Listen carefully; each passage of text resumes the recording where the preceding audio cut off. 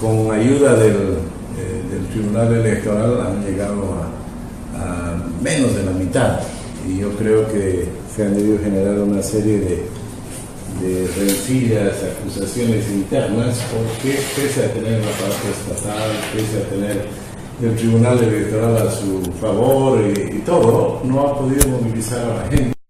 Y yo he visto escarbando un poquito que la gente le está perdiendo el miedo. Yo he escuchado a gente decir: yo soy empleado público, pero estoy hasta la coronilla con que me lleven a concentraciones, viajes y lo demás, al que he decidido no ir a votar. Pese a que me han llamado, me han dicho que había movilidad, es más, no he ido a votar. Y mi esposa, que trabaja en otro ministerio, tampoco ha ido a votar. Y he escuchado también que gente en las provincias ha decidido no ir a votar, pese a que había presión, amenazas, que quitaban tierras y demás. Entonces yo veo que la gente le va perdiendo miedo, y ese es un termómetro interesante. Y otra cosa también que pasó en Potosí. En Potosí abrieron una mesa y durante 2 horas no se presentaron los delegados. Y correctamente los notarios cerraron las mesas y dijeron: la ley dice que se cierre.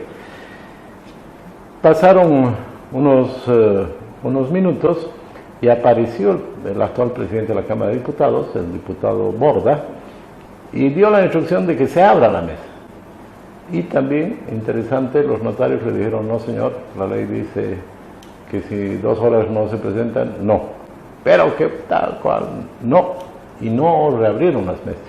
Y también he leído que sucedió algo así en Cochabamba. Entonces yo veo que la gente ya no le tiene miedo, ya no le tiene esa obediencia ciega que vimos en años anteriores al actual esquema de gobierno, y eso es fruto del cansancio, de la corrupción, del abuso que se ha dado en el último tiempo, ¿no? ¿Y cómo los ve a sus competidores, a los competidores del gobierno en las elecciones? A ver, de acuerdo a las últimas encuestas, primero yo creo que no hay muchos competidores, hay uno, ¿no ve? De acuerdo a las encuestas se puede ver claramente que hay una polarización en el momento entre Morales y entre Mesa. Esos son los 2 candidatos que están peleando la elección. Los demás no superan 6% más o menos en el tercero, ¿no? En una encuesta local creo que es esa, pero sí, no quiero entrar a discutir sobre ellos, pero he visto que incluso menos de esos porcentajes, lo cual demuestra que no están peleándonos, ¿verdad? Están siendo complemento. Y esa fue una de las razones. ¿Cuál cree usted que es el motivo por el que la gente decide, dentro del espectro opositor, irse por Mesa y no por las otras opciones? Muy simple, ¿no? Voto útil. Voto útil, ¿quién nos va a librar de este gobierno? El que tiene probabilidad es Mesa.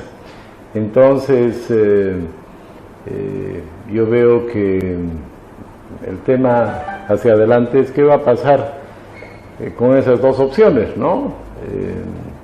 Está claro que en las últimas 2 semanas el gobierno ha jugado muy bien sus fichas, ha avanzado varios temas. ¿Cuáles?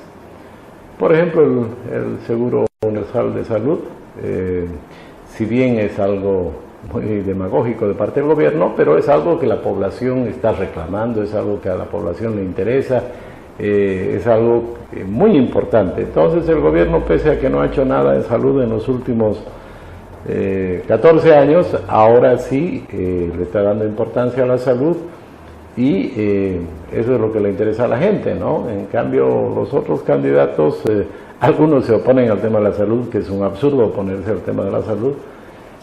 Hay que contribuir, hay que sugerir, hay que supervisar que no lo electoralicen, pero nunca oponerse al tema de la salud, ¿no? ¿Falta de tacto político? ¿Qué es eso? De que se opongan o cuestionen.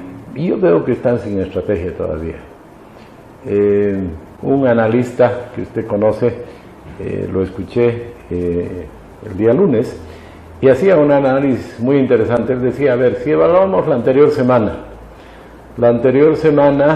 el señor Mesa fue y regaló los libros de su mamá.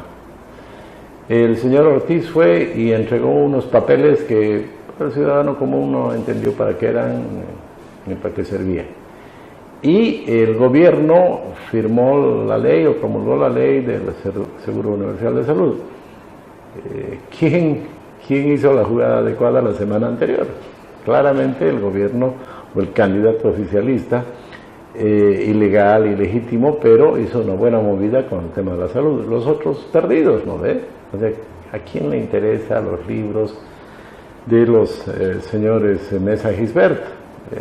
Pocos intelectuales en el país conocen de su gran contribución, de su gran valía, pero si eso llega al 0.1% de la población es mucho, ¿no ve? Entonces no le dijeron nada al 99.9%. Lo mismo, Óscar Ortiz entregó unos papeles que van a ir a la CIDH, no sé qué. ¿Quién entiende eso? 0.1%. 99.9% no recibió, no entendió nada. Los otros hablaron de la salud y el 99.9%, o el 90% por lo menos, sabe que es un tema importante, que hay que resolver y demás. 10% se da cuenta de que es una estrategia electoral, ¿no? ¿Usted cree, Samuel, que por estar afuera de la carrera como candidato gana lucidez en la mirada? Es igual que yo le diga que cuando usted se jubile o se vaya de vacación se va a volver más lúcido. Yo creo que es lúcido aquí. En la jugada, digo, como no está involucrado, porque a mí ese análisis me parece bueno y no es interesado, es lo que usted está viendo. Yo lo primero que pensé cuando usted declinó, dije, hemos ganado un buen analista, porque alguien que la sabe, yo sé que es protagonista, que viene en elecciones municipales, pero usted le entiende y lo puede ver un poco más desapasionadamente, creo.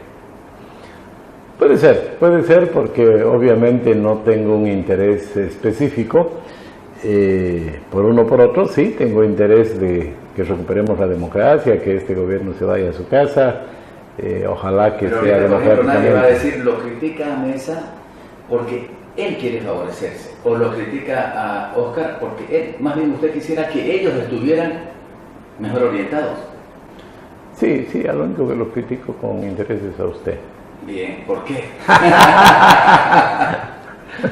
Creo que está ocurriendo eso, porque eso que usted ha dicho, por ejemplo, si lo hubiera dicho en otro contexto, tendría otro valor. Hoy tiene otro valor, pienso yo.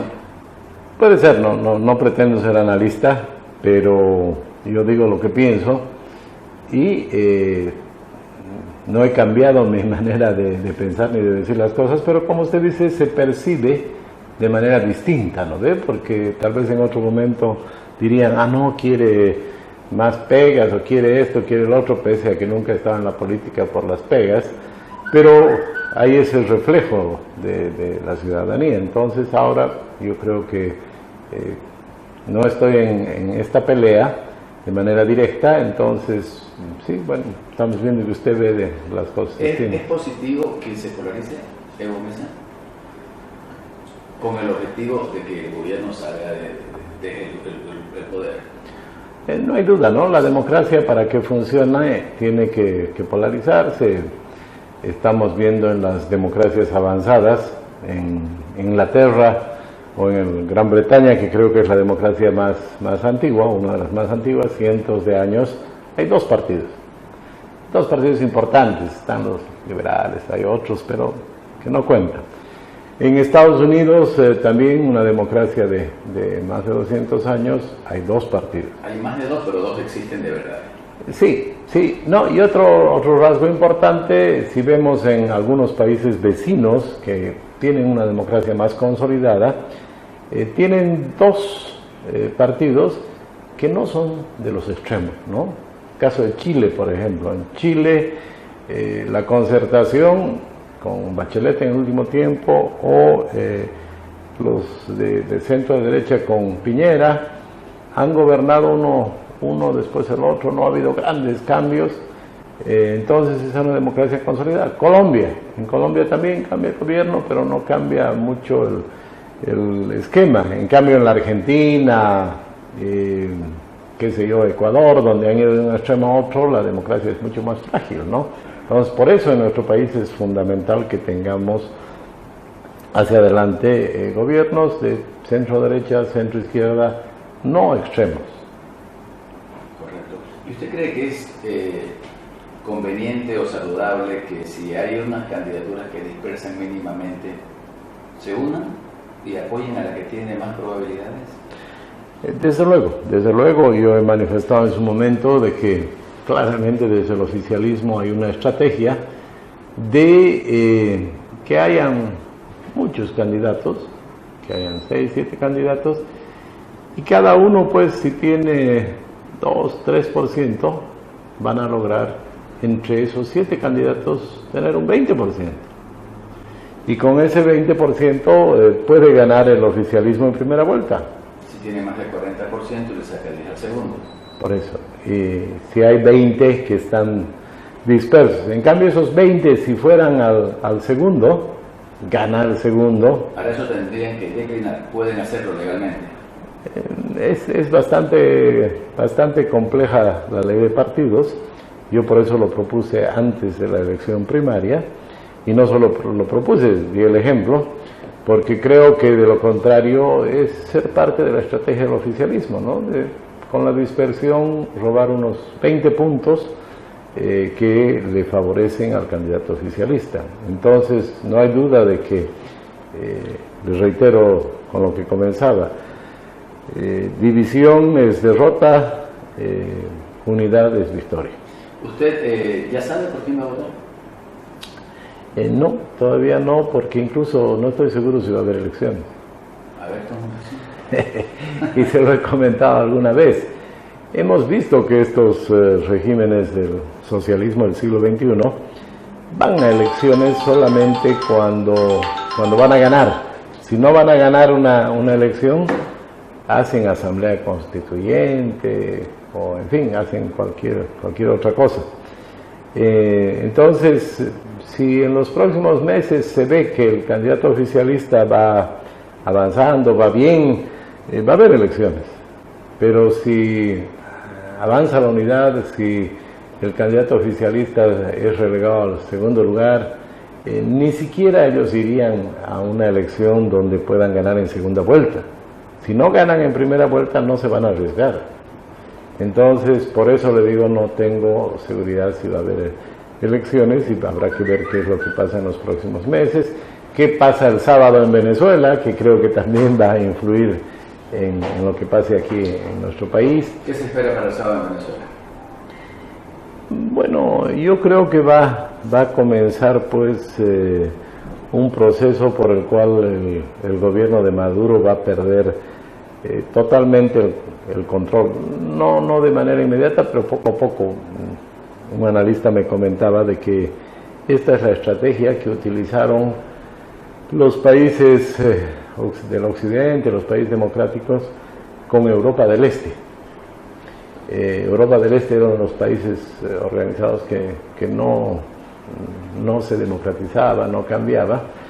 Entonces los alemanes, con ayuda de otros países, comenzaron con eso, ¿no? Bolsitas con alimentos, con medicinas, con todo lo que no había al otro lado.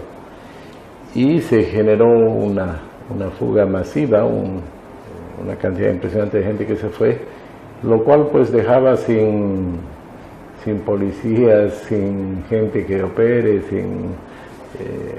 entonces en poco tiempo ese gobierno cayó porque no tenía la gente, ya no le respondían. Entonces lo que se pretende hacer, yo creo, en Venezuela este sábado, de manera pacífica, es eso, ¿no? Que la gente que llegue a las fronteras va a recibir alimentos, medicinas, ropa, todo lo que necesita y no tiene, y va a generar una avalancha de gente de todo Venezuela, y el gobierno no va a tener control. O sea, al final se va a quedar el presidente y el ministro de Defensa solos, sin descontar de que si hay algún loco que se pone a disparar, puede generar también un conflicto. ¿Y a usted le parece bien que Estados Unidos esté como al frente de todo esto? Si fuera solo Estados Unidos no me parecería bien, pero ya es tan evidente la catástrofe en Venezuela que son como 100 países, ¿no?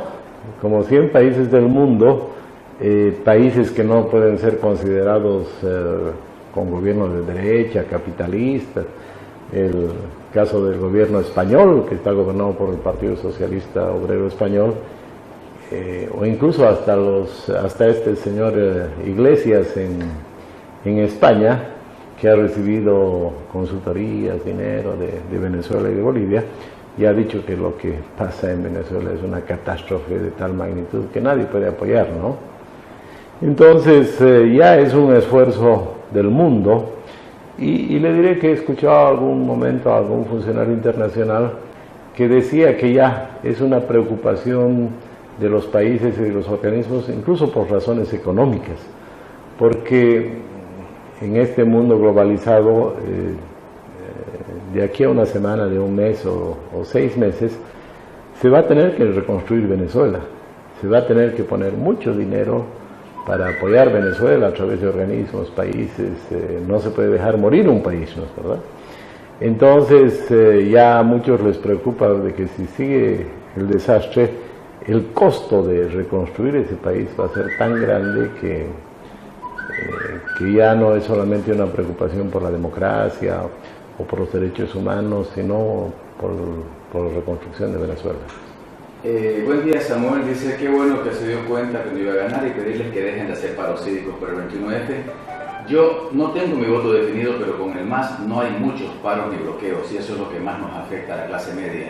Tienen la gran posibilidad de ganarle al MAS, no la desperdicien defendiendo el 21F. ¿Qué piensas sobre eso? A ver, ¿hay que pasar del 21F ya a propuestas de los candidatos o todavía es vigente hacer esto del 21F? ¿Le contesta a usted o a lo que a los dos? Está autoritario, caramba. Está de azul, será por eso. A ver, el tema del 21F es fundamental y no se lo puede archivar. ¿Por qué? Porque el voto es lo que diferencia a una sociedad de esclavos con una sociedad de ciudadanos. Usted sabe, antes del 52 había el pongueaje en nuestro país. ¿Y cuál es la diferencia? No tenían voto. A partir del 52 se da voto y se acaba el pongueaje. Entonces, si queremos nosotros ciudadanos, si queremos democracia, no podemos permitir que un gobierno diga, no, 29F no me conviene, no reconozco el voto. Porque si permitimos eso, ¿qué va a pasar en octubre? ¿Qué pasa si en octubre se le gana al MAS, con todas las de la ley en las urnas, y los masistas dicen, no, este es el primer tiempo, veremos el segundo tiempo, que no, muchas mentiras han hablado de Evo, de la Zapata, entonces no vale la elección, haremos otra. Si usted ya le permite que no respeten una vez el voto, los otros van a querer una segunda. Entonces, por eso es fundamental el exigir el respeto al voto. Porque incluso, yo en algún momento mencionaba de que por más de que quieran hacer lo que quieran de manera ilegal, por más de que gane la elección, que hagan fraude, presión y ganen, le va a pasar lo mismo que a Maduro. La comunidad internacional vio que fue una elección ilegal la de Maduro y esperó hasta el 10 de enero, y el 10 de enero dijo, ya acabó su periodo y usted ya no es más presidente, y es el señor Guaidó. A Evo Morales, si pierde en la elección, va a tener una salida decorosa. Si gana la elección el 22 de enero del año 2020, va a terminar su mandato y va a querer comenzar un mandato que va a ser ilegal. Entonces, desde ese punto de vista, yo creo que es importante tener en cuenta la importancia del 21 de febrero y el voto del pueblo. O sea, si Evo gana, le puede pasar el 22 de enero del 2020 lo que le está pasando a Maduro. Claro que sí. Explíqueselo a la gente, por favor. A ver, el 21 de febrero del año 2016, el gobierno, no fue la oposición, fue el gobierno el que dijo, bolivianas, bolivianos, les pregunto si puede haber reelección si cambiamos la Constitución. Fuimos, votamos y ganó el no.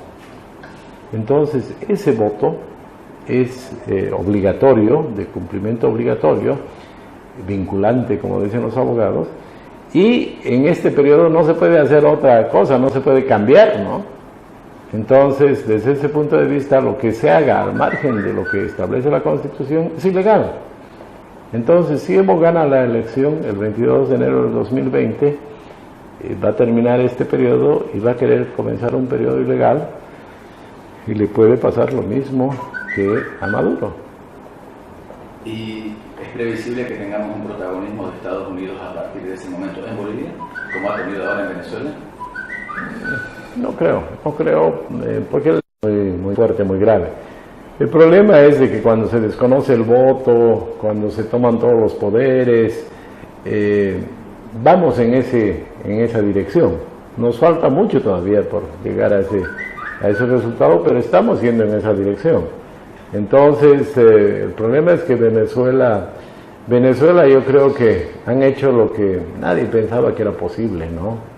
Se critica mucho a los argentinos que en los años 1930, 1940 tenían un país desarrollado, y se enseña en las universidades, el único país en el mundo que siendo desarrollado se volvió un país subdesarrollado, pobre, es la Argentina, ¿no?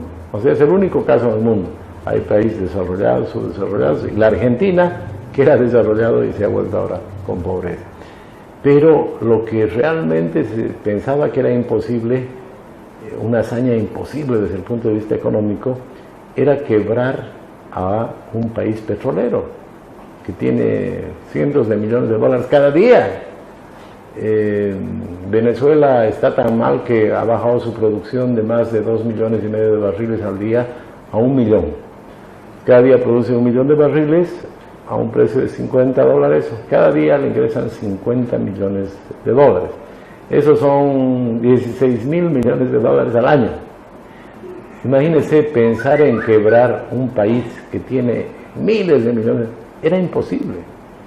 Pero el socialismo del siglo XXI lo ha logrado, ¿no? Ha quebrado al país que tiene las mayores reservas de petróleo del continente, ¿no? Entonces, con esas hazañas económicas es pues preocupante ir en ese mismo camino, en esa dirección, ¿no? ¿Por qué cree que en Bolivia, con ese mismo denominativo de socialismo del siglo XXI, la economía es la que más crece, ese tipo de indicadores que se ven, ¿no? Yo estaba viendo, por ejemplo, Argentina en 2016 decreció 1,8%, en 2017 creció 2,9%, en 2018 decreció 2,6% y tienen previsión de seguir decreciendo ahora. Brasil creció 1,3%, decreció el 2016 3,3%. ¿Por qué esto? Y Bolivia con indicadores más altos, ¿son reales, son ficticios? El precio del petróleo de Venezuela es el precio del petróleo para fijar el precio del gas en Bolivia. ¿Cómo se le explica eso a la gente? A ver, el gobierno juega mucho con los números, eso de que somos el país de mayor crecimiento, si bien desde el punto de vista porcentual es correcto, pero es pues parte de la verdad. Seguimos siendo el país más pobre de Sudamérica. Eso no ha cambiado, porque todos los países en estos últimos 15 años han recibido dinero de las materias primas. En Bolivia una muy buena parte la hemos dedicado a hacer canchas de fútbol y estadios, ¿no ve? Entonces, si usted se fija, José, va a ver que el año 2018 Bolivia es el último país de Sudamérica, igual que era el año 2005. Entonces, en eso no nos varió mucho. Desde luego, todos los países han tenido más dinero, han aumentado algunas cosas, pero que nos vengan a decir que somos campeones de crecimiento porque crecemos. Sí, pues, pero somos una economía pequeña, ¿no ve? Es igual que una empresa. El gerente que gana 100, por decir algo, se le aumenta un 1%. Y al portero que gana 2, se le aumenta 10%. Si el portero va a hacer fiesta, va a decir, a mí me pagan 10%, me aumentan 200. ¿No ven? 10% de 2,000. Y el jefe máximo va a decir, a mí me aumentan 1 de 100, eso es 1,000. obviamente la brecha cada vez se va haciendo más grande, ¿no? Pero siempre éramos tan chicos y tan pobres y no crecíamos con el índice más alto en el continente. En la época de Banzer también hubo este espejismo, ¿no? De tasas de crecimiento muy altas, muchas empresas públicas, y después el Chaki que vino en los años 80 fue muy complicado, ¿no? Entonces, desde ese punto de vista, ojalá que fueran pues ciertas todas las cosas que dicen, porque especialmente el vicepresidente cuenta cada cuento de absurdo, de terrible. Los que usted tenga. Ah, bien. No, el vicepresidente, su amigo, habla unas cifras increíbles, ¿no? Dice, la economía boliviana se ha quintuplicado. Claro, está hablando en términos corrientes, en pesos con la inflación, ¿no ve? Entonces yo también le podría decir, no, pues la economía boliviana en la época de Siles Suazo era más grande porque habían más ceros, ¿no ve? Pero no ese es el tema. Pero no el dólar, ¿no? ¿Es que el dólar usted cree que no tiene inflación? Ah, no, y además el tipo de cambio. En algún momento el tipo de cambio estaba en 8, ahora está en 6.96, desaparece más dólares, ¿no ve? Son trucos que hay en la economía. ¿Qué pasó, don Samuel, con Unidad Nacional después de su decisión de no ser candidato? Le pregunto los casos de Rafael Quispe, del diputado Santa María, de Arturo Murillo. A ver, está claro de que hay algunas personas que seguramente tienen objetivos de muy corto plazo, que no les ha debido gustar la decisión que se tomó, pero la gran mayoría de la gente entendió de que primero está Bolivia antes que el partido o las ambiciones personales, y Unidad Nacional es un partido de mucha gente joven. Entonces el horizonte de tiempo es amplio y largo. Además, cuando va terminando una gestión legislativa, muchos parlamentarios que acaban su gestión también acaban su carrera política, ¿no? Entonces un poquito se desmarcan. Entonces no es algo anormal lo que ha sucedido. ¿Inconsecuente? Usted póngale los adjetivos que quiera. Unidad Nacional sigue con más fuerza, y lo que a mí más me ha llenado de satisfacción en los últimos meses es cómo hay mucha gente joven aquí en Santa Cruz, en La Paz, que se van incorporando, que van a los medios de comunicación, que pueden explicar su posición muy claramente, con mucha visión. Son varios jóvenes que se han incorporado a la actividad política, lo cual muestra mayor vitalidad del partido. ¿Qué más le tengo que preguntar? Tengo todo. Ya se le acabó, creo. No, me preparo para entrevistarlo a usted, imagínese que no. ¿Cómo ve los temas de la coyuntura? ¿Cómo ve, por ejemplo, el caso Ciñani en La Paz? ¿Lo ve como un caso real? ¿Lo ve como un intento del MAS de tratar de bajarlo a Revilla para tratar de imponer a otra persona por ahí? A ver, espero que aclaren, que resuelvan esos temas. Creo que no es bueno que se genere una crisis en esa alianza que tienen. Ahora me imagino que las decisiones que tomó Carlos Mesa no han sido personales en la orgánica, no han sido apresuradas, ¿no? Entonces, pero bueno, eso vamos a saber en los próximos días. Creo que han reclamado, han recurrido, y se verán en otras instancias y se tendrá una idea más clara de la magnitud del problema, ¿no? Hoy día el deber en Santa Cruz un poco señala de que no hay pruebas, ¿no? Que no hay pruebas, que tenían que presentar pruebas y que no hay ninguna prueba, que se enfermó la diputada masista que tenía que presentar pruebas. Entonces también eso se aclarará. Si hay pruebas, se complica el tema. Si no hay pruebas, la diputada masista queda al aire, ¿no? Comparte las críticas que se hacen a la candidatura de Carlos Mesa, de que es muy blancoide, muy burrito blanco. Me acuerdo que Jaime Paz usó también esa frase.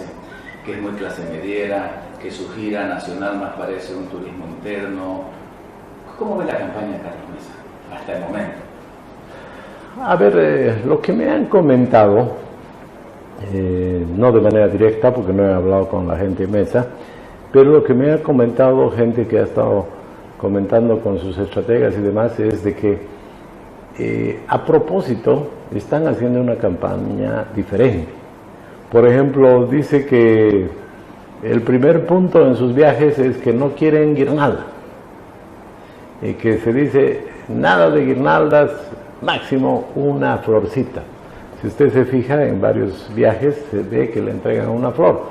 Entonces el hecho de que no quieren hacer grandes reuniones, que se reúnen en una plaza, se sientan en el suelo, es un modelo de campaña ciudadana que aparentemente ha dado resultado en otros lugares y que es un contraste muy fuerte con lo que hace el gobierno. El gobierno acarrea gente, lleva micros, buses, gente obligada, pagada, no sé qué, a que aplaudan, a que estén en las concentraciones, y le ponen no una guirnalda, sino 4 a Evo Morales. Entonces, este tipo de campaña que está haciendo Mesa es un modelo distinto. Ya se verá más adelante cuál tiene resultados. La estrategia, no resultado. De acuerdo, pero no es que no tenían guirnalda, no. Claramente no quieren hacer cosas al estilo populista, quieren hacer otro estilo, ¿no? Ahora sí, yo también he notado que hay poca mujer, pocos rostros que no sean tan claros, y es un tema, es un proceso, ¿no? Yo hablaba con la directora de un documental que están haciendo y yo le hacía 2 observaciones. Yo le decía, no hay ningún Canva, o sea, no puede ser que presentes algo de Bolivia con puro collage, ¿no ve? O sea, en Santa Cruz hay una intelectualidad, es importante, en fin. Y ella me decía, no, pero que no sé qué, que me argumentaban. Y claro, hay una visión desde el occidente, andinocentrista, que no tiene nada contra Santa Cruz, pero yo le decía, a ver, Santa Cruz es el centro económico, la mayor cantidad de, la ciudad más importante, pronto la mayoría de la población en Santa Cruz, y que no tengas una cara. Al final logré convencerla y me dijo, ya, tienes razón. Llamaron a algún intelectual y los incorporaron y ahora ya es más nacional ese trabajo. Y yo le hacía la crítica, le decía, y no tienes también o tampoco intelectuales indígenas. Y la respuesta que me daban, pese a que es una muy buena profesionalidad, me decían, no, pero si están los de los del lío este de la 8ª marcha, 9ª marcha, los del TIPNIS, a los que los patearon, pues ahí estaban los indígenas. Sí, les digo, pero los indígenas no solamente son a los que marchan o los que los patean, sino hay gente que tiene un criterio, que tiene una visión, sea aymara, quechua o guaraní, que es importante incorporar. Y no he logrado convencer a esta persona. No, ya están los indígenas con los de Chaparina, esa era su respuesta. Están los de Chaparina. ¿Usted tiene mucho contacto entonces con la gente de Carlos Mesa? No, le estoy hablando de una persona intelectual paseña que está haciendo un documental. ¿Y le mostró? Me mostraba unas primeras pruebas del documental. Como alguien que tiene experiencia en política. Claro, y tenía este problema de que no había nadie de Santa Cruz, ¿no ve? Entonces yo le decía, no es Bolivia si no está Santa Cruz, ¿no ve? Pero hay gente que no conoce, cree que todavía es solo La Paz. ¿Hay tiempo para que Carlos Mesa madure una candidatura? Porque en el caso suyo usted viene trabajando todos los años, digamos, ¿no? Y él como que en el último año. Bueno, yo creo que no es un problema de Mesa, es un problema de mucha gente que vive en una parte del país. Yo he invertido, vengo a Santa Cruz hace 20 y tantos años, entonces veo el país de manera distinta, ¿no? Entonces, O sea, yo hablo aymara y me comunico en el occidente, me puedo comunicar en aymara o hacer bromas en aymara, pero eso no quiere decir de que yo sea andinocentrista y no le dé la importancia que tiene Santa Cruz. Para mí Santa Cruz tiene una fuerza muy grande y va a tener cada vez más. ¿Sigue invirtiendo usted en Santa Cruz? Sigo, pero también en La Paz. Sí. Denme una primicia en Santa Cruz. Primicia, ¿quiere usted? ¿Sabe? ¿Verdad que compró parte de las acciones del Marriott? ¿Verdad? ¿Es primicia? No, ya. ¿En qué medio salió? A Jimena Antela le comenté hace tiempo ya. ¿Y por qué a mí no me comentó? A ver, esta no es noticia, novedad. No sabemos que Medina ha comprado parte de las acciones del Marriott. Porque usted está en radio nomás, en cambio Jimena está en televisión. Ya, cuénteme. Cuénteme. No, efectivamente, uno de los inversionistas del Hotel Marriott, tengo entendido que son 5, tenía interés de salir de esa sociedad, tenía otro proyecto grande y entramos en un proceso de negociación y al final se concretó y la misma empresa que es dueña del Hotel Los Tajivos tiene un 20% de las acciones del Hotel Marriott. ¿Por qué? ¿Está bien el negocio hotelero o hay una estrategia? Por muchas razones, ¿no? Hay muchas sinergias en tener presencia en 2 hoteles. Por decir algo lo más simple que todos nos van a entender, cuando se llena el Hotel Los Tajivos, en vez de decirle no hay habitación, hasta luego, uno le puede decir, estamos llenos aquí, pero le ofrezco estas opciones en el Hotel Marriott inmediatamente. Y lo mismo del Hotel Marriott, cuando se llene, nos mandará gente. O cuando necesitamos un salón, en fin, hay una serie de aspectos que hacen que se trabaje de mejor manera, ¿no? ¿Se va a modificar algo en el Marriott? Me refiero ahora que dice salón, los salones de Los Tajivos son apetecidos por todos. Y los del Marriott a veces uno los ve como que no están todavía en el tamaño que debieran estar para lo que es esta ciudad. Bueno, es que el Hotel Marriott es un hotel corporativo, ¿no? Okay. Es un hotel corporativo. En cambio, Los Tajivos es un hotel donde vienen muchos ejecutivos durante la semana, pero también con los jardines que tiene, y los salones de eventos y los restaurantes que tiene. Eso es lo que llaman un resort, un lugar de vacación. Entonces, son distintos entre sí, ¿no? Bien. ¿Y qué lo anima a seguir invirtiendo? Bueno, yo lo he dicho ya en alguna oportunidad, todo lo que tengo lo tengo en Bolivia, todo lo que quiero lo tengo en Bolivia, mis hijos, mis nietos, si bien mis hijos han estudiado en buenas universidades, mi condición es que vuelvan a trabajar al país. Tengo alguno que está haciendo una experiencia afuera, pero sabe que tiene que volver y va a volver. Entonces, está claro de que yo creo que el país necesita inversión. Yo en algún momento decía, con lo que trabajó mi padre, yo he podido hacer una industria grande.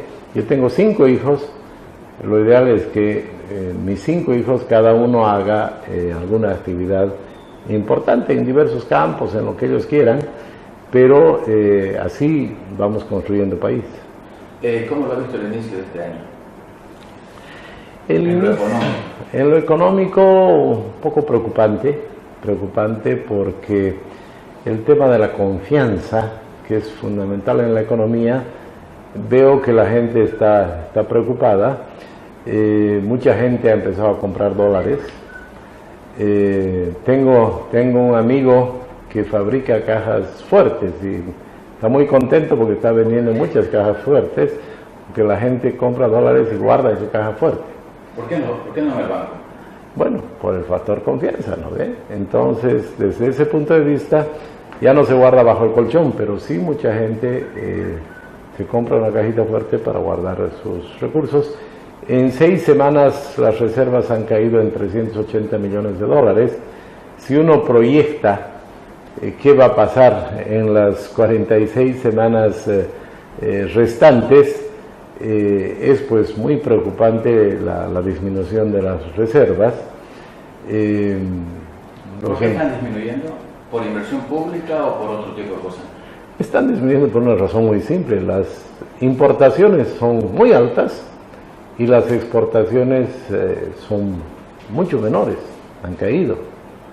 Para dar un solo ejemplo, el año 2013 las exportaciones de gas llegaron a 5.300 millones de dólares. El año pasado han sido 2.100.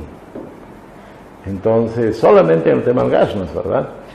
Y las importaciones siguen aumentando, siguen creciendo, no disminuyen ya, ¿no? Entonces, ese es un tema preocupante porque cada día salen los dólares del Banco Central. El sistema financiero, el gobierno, hemos visto ayer, leía en la prensa, no, hoy día en la prensa está que el gobierno dice que los bancos tienen 850 millones de dólares en el exterior y está presionando para que los traigan, para aumentar reservas, pero los bancos le han dicho, no, pues para operaciones de comercio exterior tenemos que tener cierta cantidad de recursos afuera, tenemos algunos papeles, o sea, no es que han sacado el dinero por sacar. Entonces, ese es un tema de preocupación. Me comentaban que las ventas de cemento a nivel nacional han disminuido el año pasado. Si bien en Santa Cruz han subido un poquito, pero a nivel nacional han caído. Me comentaban que la venta de departamentos en el mes de diciembre ha sido el diciembre más bajo en muchos años.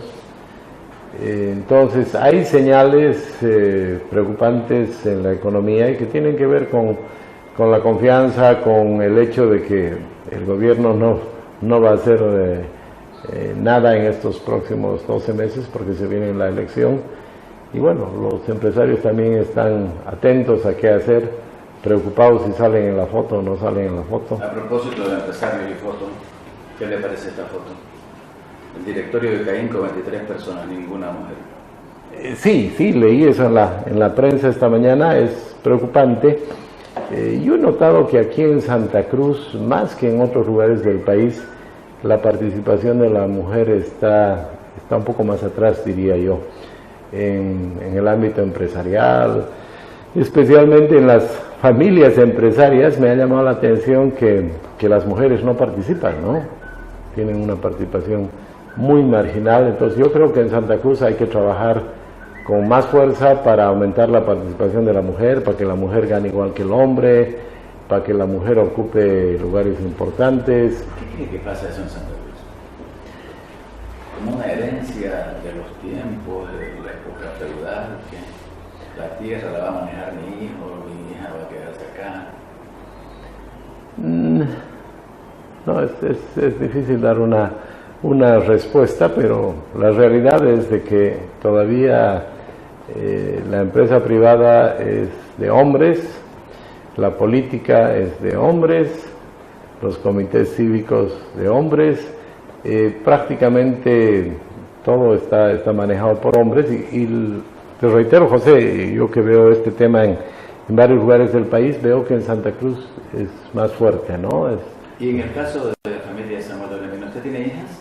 Claro que sí, mi hija mayor es... ¿Protagonizan igual que los chicos todos? Sí, claro que sí. Es algo deseable en realidad, ¿no? Porque ya los nuevos tiempos marcan que así debiera ser. Sí, mi hija ha estudiado, es abogada, trabaja ahora en una de las empresas, es la mayor, a ver, ya se va a leer que es la mayor, entonces no hay esa idea de, no, las mujeres que se ocupen de otros temas, ¿no? Hay algunas críticas que he visto en redes sociales que la oposición no se pronuncia sobre el tema cuotas. ¿Cómo lo ha visto usted el tema cuotas? Que si no fuera los opositores en otros casos habrían pedido más fiscalizaciones, etcétera, lo que se lee.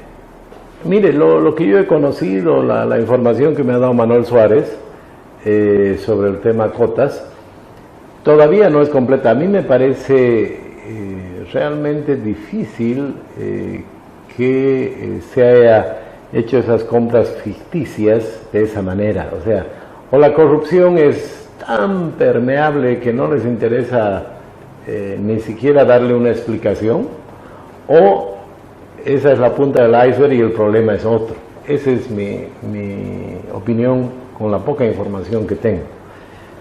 Porque realmente que se hayan hecho esas compras ficticias por montos importantes y que no haya ningún respaldo, es difícil pensar que llegue a ese extremo, ¿no? Yo creo que se necesita un poco más de información para tener un criterio. Me dijeron 11 y 15, 11 y 25, le agradezco muchísimo, que se hubiera quedado un poquito más. Bueno, José, un gusto. Ojalá que venga pronto, avísenos cuando venga para Santa Cruz. Ya Muy sabe bien. que usted ahorita ganó mucha lucidez para verlos a todos. No es que antes no la tenía, pero tiene desapasionamiento. Bueno, gracias. Muchas gracias. Vamos a la pausa, Carlitos.